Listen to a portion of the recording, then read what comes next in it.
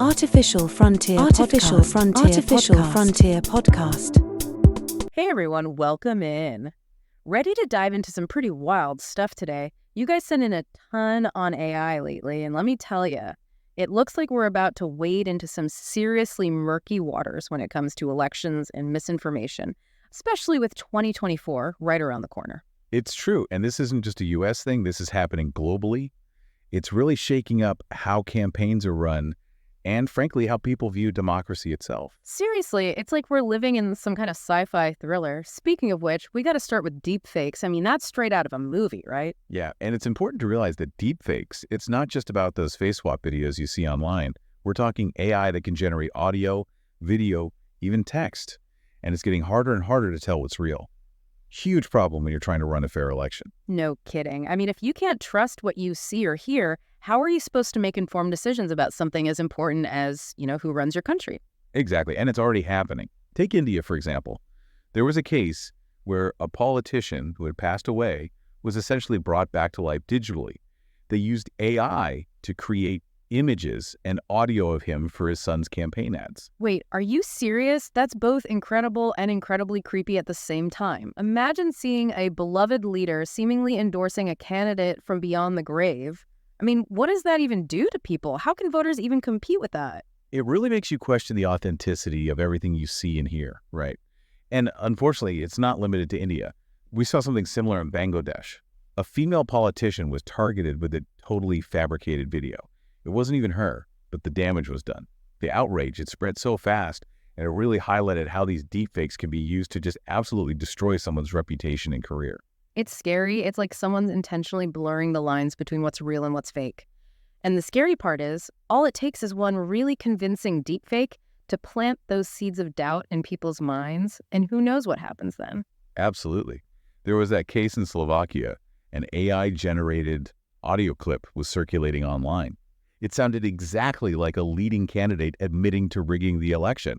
Can you imagine the impact, especially in a close race? Oh, for sure. People are already primed to believe the worst of politicians. It's like pouring gasoline on a fire.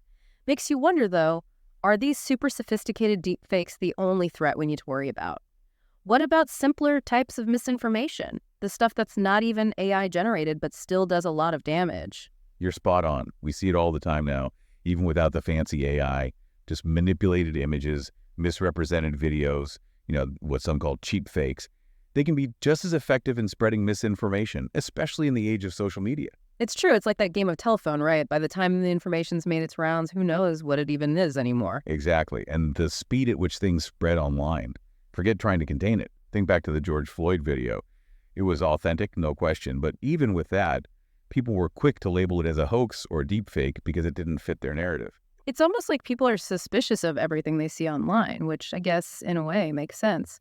But it also creates this perfect environment for misinformation to spread. And let's face it, here in the U.S., with the 2024 election coming up, things already feel really tense. It feels different this time, You're right. And a lot of people are pointing to this thing called the liar's dividend to explain why this type of misinformation is so sticky, especially in the age of AI. Liar's dividend. That doesn't sound good.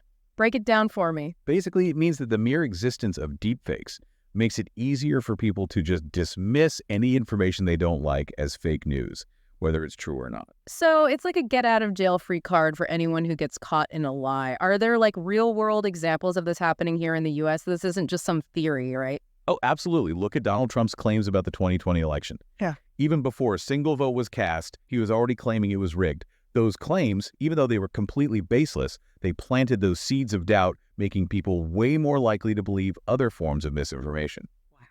So how does this liar's dividend actually show up in the 2024 election? What are we seeing in terms of AI being used in this way? What are some concrete examples? Unfortunately, there are already plenty. Campaigns are using this tech, no question.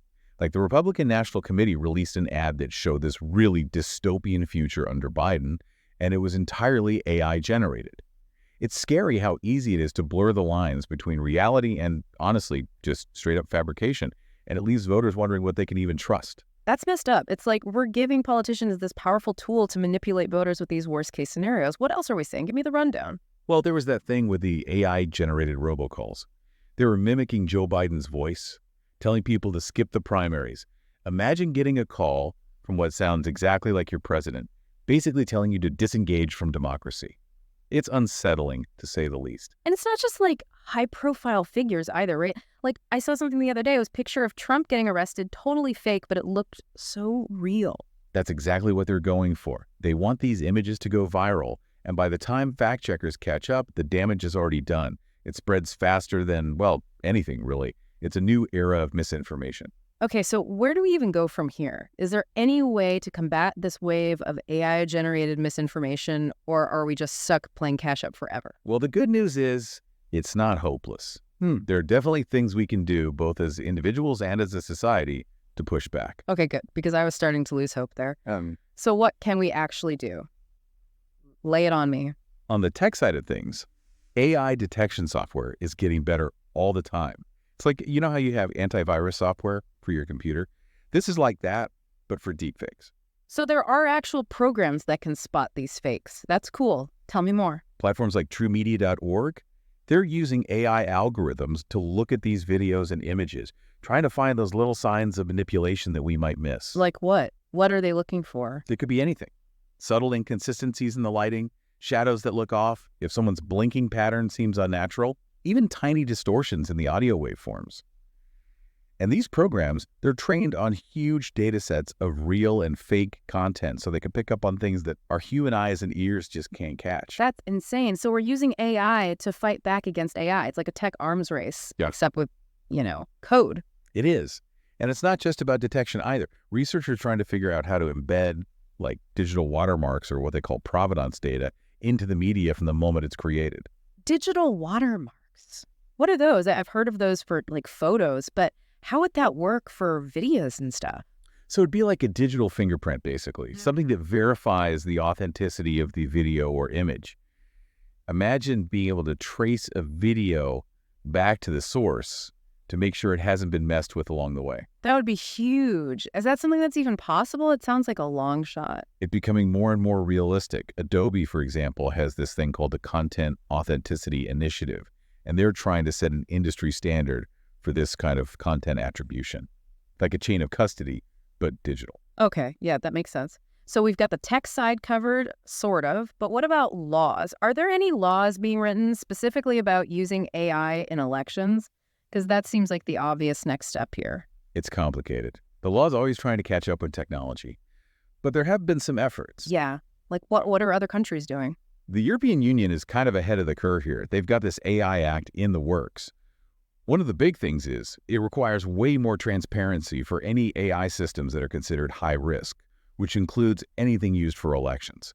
The idea is to make it harder to use AI for, well, bad stuff and give people more control over their own data.